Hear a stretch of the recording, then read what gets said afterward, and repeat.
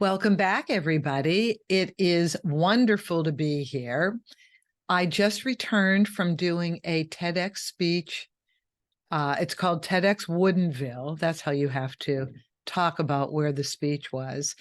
But you all know what TED Talks are. Well, a lot of you know what TED Talks are. TED Talks are a series of talks put on by a private group called TED. Where TED came from, I don't know. But it's all advancing new concepts in life, science, industry, culture, human relationships.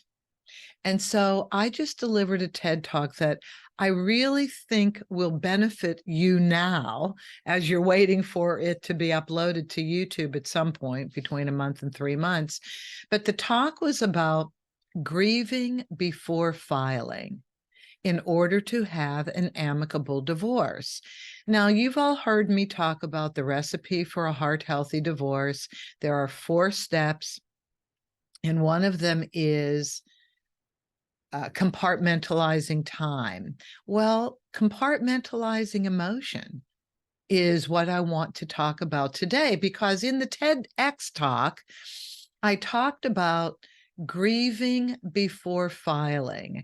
And if you grieve before you file and go through the 7 stages of divorce grief, which are shock, denial, anger, bargaining, depression, acceptance, and forgiveness. You want to get to acceptance and forgiveness, ideally, before you file, because, and this is a line I used in the talk, and I've used it with clients before, you cannot make sound legal decisions with a bleeding heart. It's impossible. People make really bad decisions if they haven't grieved, if they haven't gotten to acceptance that your life is changing through this divorce, and you can make it change for the better. You are in control of your emotions, whether you know it or not. Emotions do pop up with trigger points. We know that. In fact, I heard somebody say about their spouse, they're at a point of financial decision-making, and this one spouse said about the other, I hate my spouse. I just hate my spouse. And I get it. That will happen, but it's the forgiveness piece that you have to get to if you want to be in control of your happiness. Really and truly, if you're married to somebody who has a high conflict personality, bipolar, narcissistic, sociopathic, multiple personalities, they didn't ask to be born that way, but you have to deal with them. You have to understand how to communicate with them. So when we're emotional, when we run into those trigger points along the way while we're grieving, or when we think we're done with grieving and we're ready to file, when we've accepted the fact that the divorce is going to happen, it's going to change our lives, okay, I've accepted it, then it's time to file. But I'm telling you, people take a while to forgive. And once you've hit forgiveness, man, you're on easy street. You're now in control of your happiness, which means you're more in control of your emotions. So it's not that you can prevent emotions from popping up. They will. Emotions, excuse me, are in our muscle memory. So there's going to be trigger points. They're going to pop up, but it's how we manage those emotions. That's really important.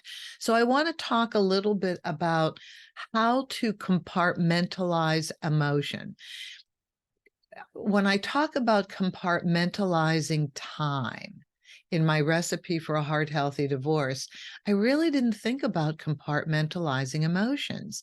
And while I was dealing with the TEDx talk, which was an enormous amount of work, unbelievable amount of work, to write the speech, to get it approved, to rehearse the speech, And then to get from a rehearsed speech to it being your story, a natural outgrowth of how you think and feel, then the speech becomes a much better speech when you go to deliver it, and people enjoy it more. So I was challenged. This is how I want to share this journey with what you're going through in divorce. There is a serious parallel here.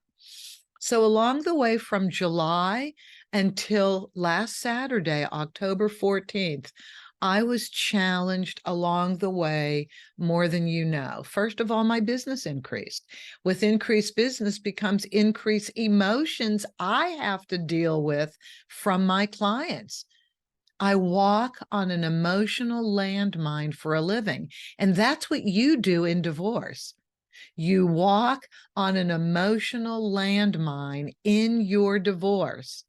If you have children, oh my God, my heart goes out to you. It's not just about dividing stuff. Now you've got to interact with your spouse until your children are no longer minors. So you not only have to divide your financial stuff, you have to deal with your spouse. And this is Herculean. You all should get an award for co-parenting during a divorce and after a divorce. I am amazed at how all of you do it. I am completely amazed, and my hat goes off to all of you. So let me talk about managing emotions, compartmentalizing emotions. So things that I had to deal with were my clients. Okay, fine. I'm used to that. But that on top of all this extra work. And so what else was I challenged with? Well, if any of you are animal lovers, my cat was going through kidney failure, dental work. I didn't even understand that she was in dire need of dental work, and that was probably affecting her in other parts of her body. I get very emotional over animals, hugely emotional, because like children, you're so responsible for animals, and they can't really tell you what's wrong. They can just show you they're uncomfortable. Children cry. Animals sometimes cry too, but their behavior changes, and that's your indication that, oops, got to pay attention to something. And then someone hit my car. Thank God, not horribly, but there was that. I was going through dental work. I forgot about that. It took months, and it was painful. So, what I had to learn how to do is when some emotional issue came up, I had to look at what my agenda was and when I was going to worry about it. That's how I had to look at it. I had to look at servicing my clients, because you all are in pain. Well, those of you who are my clients are in pain. You're all in pain going through a divorce, and whoever's dealing with you has to understand that and has to be able to address those emotions and that pain and show you, not as a therapist, but just as a human being who also has emotional challenges. You have to compartmentalize them. You have to decide when you're going to worry about things.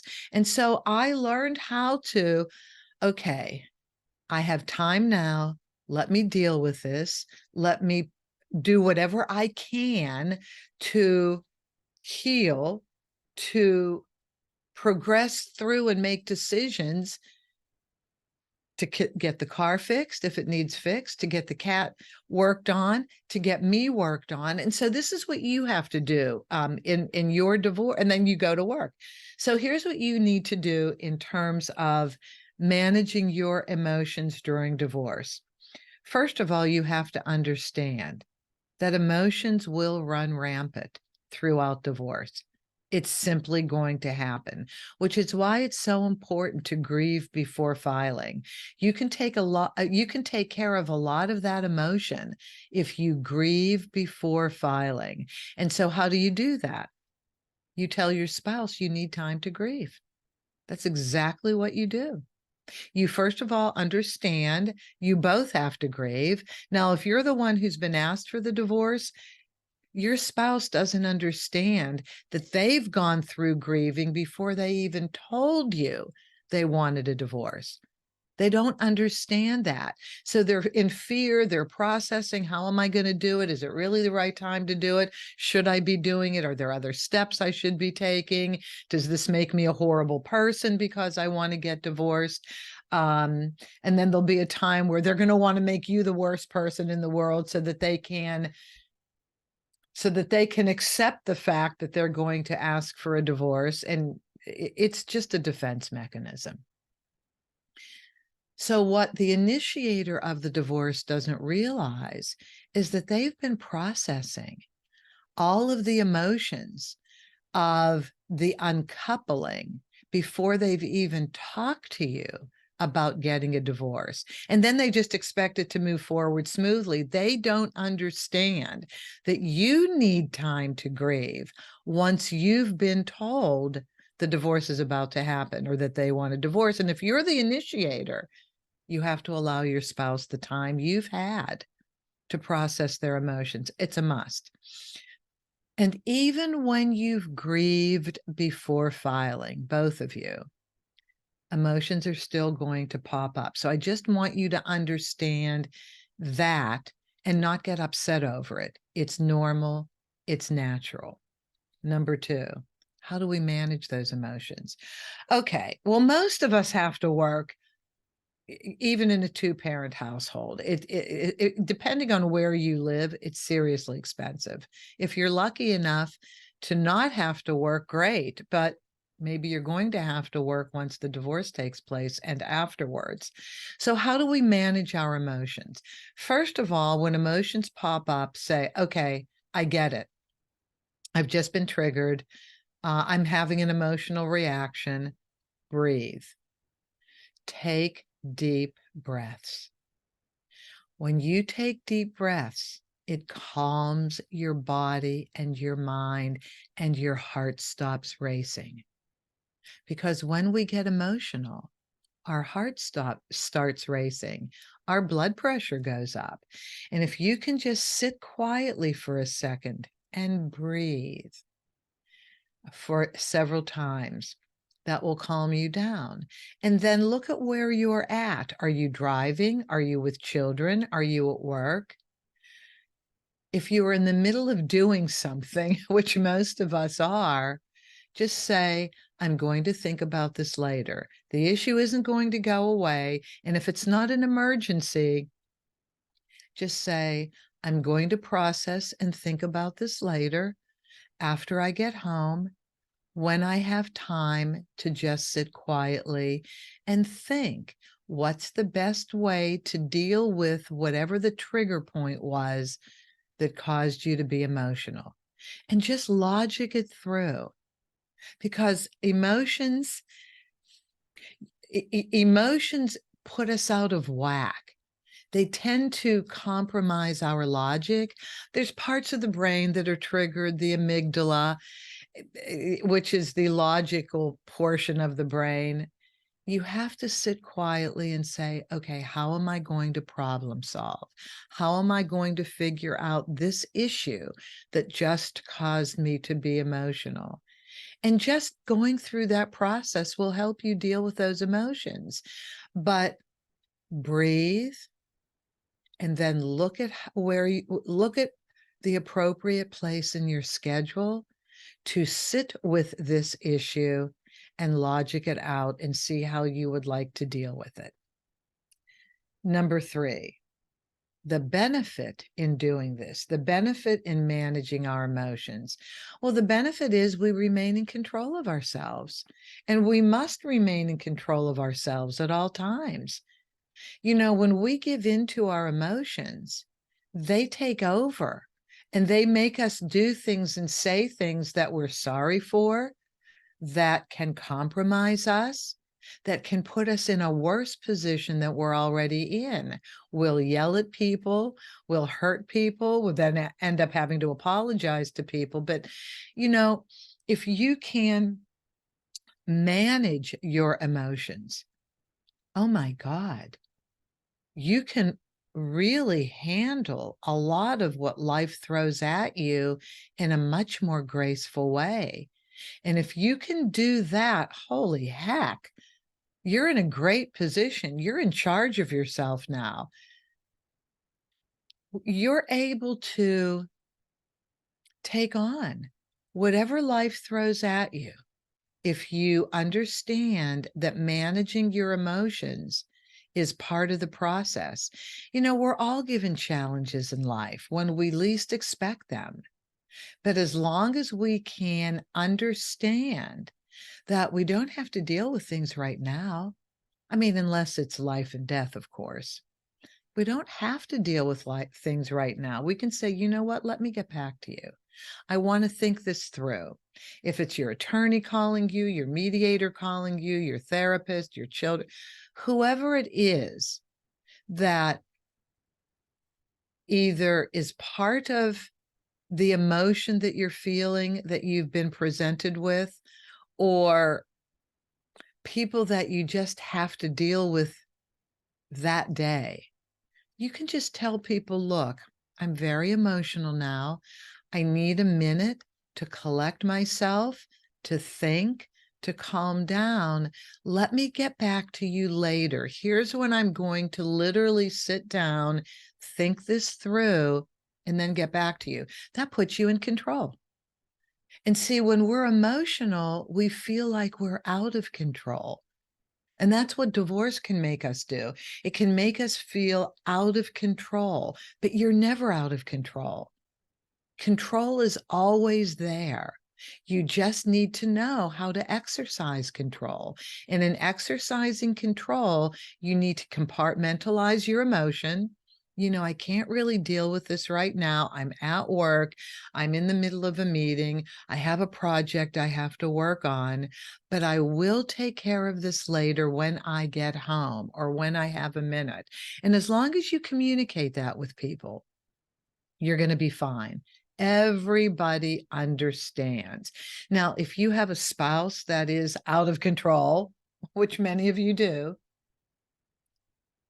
all you can do is say, look, this is what I need to do. I'm sure you're mad. That's okay.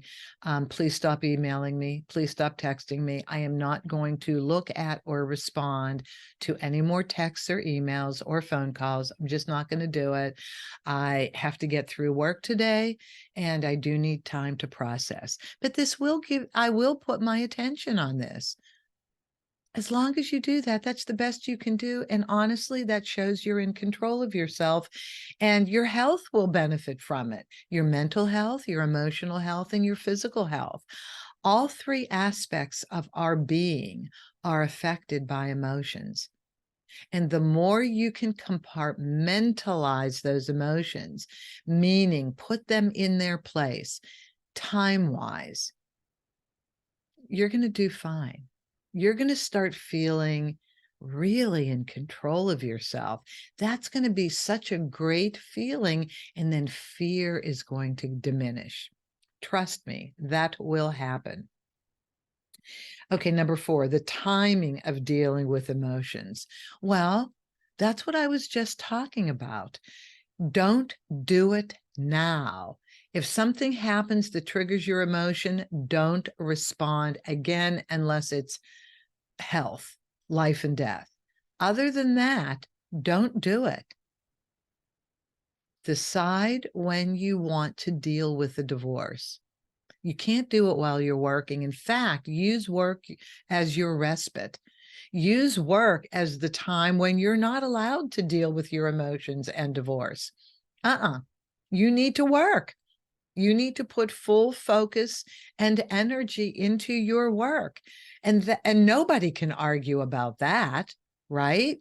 Don't we apologize sometimes if we call somebody and they're in the middle of work? Oh my gosh, I'm so sorry. I didn't mean to disrupt you. Of course we do. So that you have to ask for that. You have to say, I absolutely have made the divorce a priority, but not during my workday. I have assigned time this evening. I assign time on the weekends. And believe me, I'll get back to you. But I also want to process this.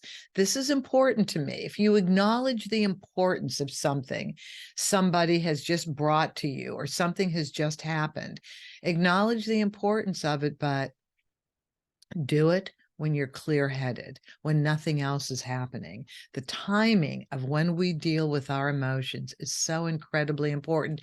That's why hiring a divorce coach or a therapist is so wonderful, because we, of course, have our appointment time with them, don't we? And that's when we can just unleash, unload, and really focus on emotions. And if we can do it with a professional, if you're able to financially handle that and you have the right professional working with you, certainly the ones who understand and know the 7 stages of divorce grief, that's a perfect opportunity. That's when you really have a partner to walk you through how to handle the emotions or listen to you in terms of how you're handling your emotions. But hiring a professional gives you a point in time each week or every other week, depending on what you can afford. Excuse me. You've now made a time where you can focus on yourself and on how to get through emotions. And then with your therapist, devise a calendar of when you're going to work on the divorce and emotions as they come up. All right, number 5, the importance of grieving before filing. Well, I mentioned it earlier. I'm going to mention it again. It is incredibly important to grieve before filing. So when I have people coming to me to file or mediate, I can't stop them from wanting to file. But if it's fresh, if the decision has just come up, I suggest they take the time to grieve. I'm always going to be here, or someone's always going to be here to help you. You don't have to jump right from the frying pan into the fire. You don't have to do that. It is so very important to grieve. Like, okay, you're sick. You get COVID. You get the flu. You get a cold. Well, you have to stay home. You have to take care of yourself. You have to take care of your physical body. Well, you have to take care of your heart. You have to take care of your mind. You have to take care of your emotions. You really have to tend to yourself like that. I have kiddingly, but seriously at the same time said, get an exercise program or something that involves laughter. Goat yoga, puppy yoga. Oh my God. If you in your city don't have puppy yoga, suggest to the yoga studio they engage in puppy yoga. I mean, who doesn't melt when they see puppies? And yoga is so refreshing. It calms you down. It puts you in a different zone. And you combine little puppies running around in the yoga studio with you putting your body, mind, heart in a much better position. You've got it. You're on your way to compartmentalizing your emotions, dealing with your emotions properly, and controlling your reactions. So grieving before filing, I cannot stress enough how important that is. And that was my whole TEDx talk, was about grieving before filing.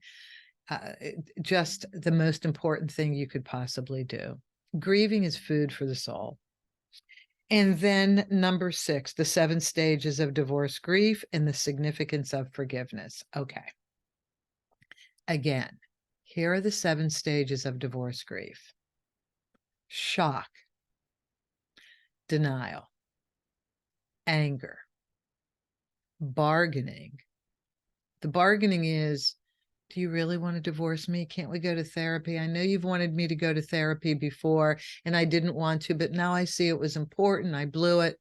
That's bargaining. When your other spouse has just said, no, enough is enough. I've now moved forward. And let me tell you, it happens and you can't bargain your way out of it. Followed by depression. You have to get through most, if not all of those. And once you've hit acceptance, it's time to file. So shock. Okay. How many calls have I gotten from people saying, I'm shocked. I just got served with a petition for divorce. I'm shocked. I thought things were going well. No, you didn't. No, you didn't. You knew things weren't well. Here's what you were shocked about, that your spouse took the initiative and did it and didn't do it with you. That's what you were shocked about.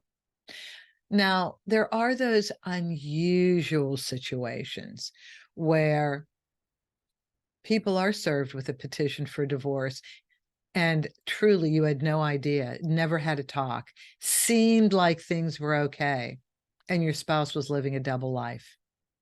Yep, that happens. Your spouse is living a double life. Okay, you're shocked. Get it. You go into denial. Does this really have to happen? Seriously? Can't we do something about this? I know you don't really mean it. That's denial. Anger. And then when you don't get them to stop, revisit, take back the petition, you get really angry. Or you get angry over the situation. Why couldn't have this worked out? Why couldn't you have tried harder? That's where the blame comes in. The blame comes in the anger stage. You're so angry, you have to blame your spouse. Okay, that's not going to go anywhere, but that is the stage you go through. And then you bargain. You sure we can't try this again? I'm so sorry. I know you wanted to go to therapy, yada, yada. And then depression. When none of the first 4 steps work, you become really depressed. Your work suffers, your children notice it, you forget things, like simple things you forget, from paying bills to picking your kids up from school, to forgetting something important on the calendar, maybe something for your kids at school, or you were supposed to go to the dry cleaners, pick something. I mean, little things you forget. You also forget things at work. Your work really does suffer. Depression is a killer. Now you really need a therapist, because you can't languish in depression. Well, you want to languish in depression as much as you need to, but no longer than you need to. But depression comes. Of course it comes. Then we blame ourselves. Why couldn't I have been a better person? How could I have not seen that my actions were going to cause my spouse to want to divorce me? How could I have screwed this up? Oh my gosh, it's all my fault. Then it's all their fault. I mean, this happens to everybody. And I say a professional. We need professionals in our lives. Yes, we have family. Yes, we have friends. But honestly, you need a professional. You know, don't unload on your family and friends your whole divorce thing. Keep them out of it as much as possible, because they don't really know exactly what happened in the house. You're not going to explain what happened, putting culpability on your end when you're explaining things. It's going to be all their fault. And so they're going to blame your spouse. It's not their business. It really isn't their business. This is your life. This is for you to figure out. And if you can keep it this way, you're going to be a strong person. You're going to feel really proud of yourself at the end of the day, that you didn't lay your whole divorce on other people, even though people want to help. They're there for you. Just say, thank you. I understand it. And if I need to, I will come to you. But I think I need to figure this out myself. And I do have professional help. Acceptance. Okay. I understand this is going to happen. Stuff happens. Use divorce as a new beginning. Use divorce as part of your life's journey. What was I supposed to learn from this? That goes in the acceptance stage, because everything is a learning lesson. I mean, I hate that everything is a learning lesson. I wish everybody's life was a cakewalk, but it is not. So the only way for us to look at life as being fair, we all want fairness, right? Is to say, okay, maybe this is something I needed to learn. This is part of my life journey. And if you can look at divorce like this, then you're doing really, really well. This is what we're supposed to do. We're supposed to take the hard knocks of life and learn from them. And then the last stage is forgiveness. Forgiving ourselves, first of all. That's really where we have to be. Forgiving ourselves for any mistakes that we made, for marrying the wrong person. Sometimes we know we're marrying the wrong person. Sometimes we know we're not completely in love. You know, sometimes we really do know that we marry anyway for a myriad of reasons. They check all the right boxes. They have a lot of money. They're handsome. They're beautiful. It elevates who we are to marry this person. I don't really know what love is. I never felt that. I'm getting older. It's time to have children. So this is the only person who asked me to marry them. I mean, there's so many different reasons why we marry that turn out to be the wrong reasons, but who cares? We did it. Now we have to learn from it. And when we can get to that part, who cares? We did it. Now we have to learn from it. Now you can forgive yourself. Because you're just a human being. And we're all the same. We're all connected in that way. And if you think people are having a cakewalk of a life, believe me, you don't know their backstories. If you knew everybody's backstory, you would know everybody has some kind of adversity they have to deal with. Everybody. So it's time to forgive yourselves. If you can fast track and get to forgiveness, oh my gosh, you will respond differently in the divorce. You will behave differently in the divorce. You will accept the divorce differently. Forgiving yourself is the best gift you can ever give yourself. And then once you forgive yourself, your heart is open to say, okay, maybe this person, my spouse, did horrible things to me. Did they know better? Are they equipped to be able to be a different person? Did they marry somebody or get hooked up in another relationship and that person changed them from being amicable with me to being horrible? That happens so often.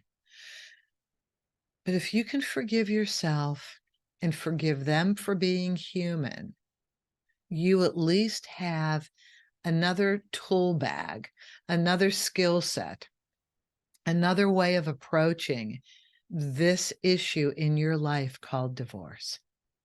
And now you know how to compartmentalize emotions. You don't react in present time. You say, okay, this is important. Let me deal with this when I'm able to think clearly, make better decisions, and advance this challenge better. Do not think about divorce at work. Do not respond to angry texts, emails, and phone calls at work. The only thing you respond to at work is about your children. That's it. Because they need your help if something happens. But once you understand how to compartmentalize emotions, know that you are in charge of when you want to worry, you will be able to handle a lot of life's challenges so much better. And divorce will be the gift you were given to learn this lesson. Well, that's it for today. I hope this has helped some of you. I'm sure this has. So please, if you have found this to be important, share this with other people going through divorce. Subscribe if you haven't. Hit like if you can. And as always, have an amicable day.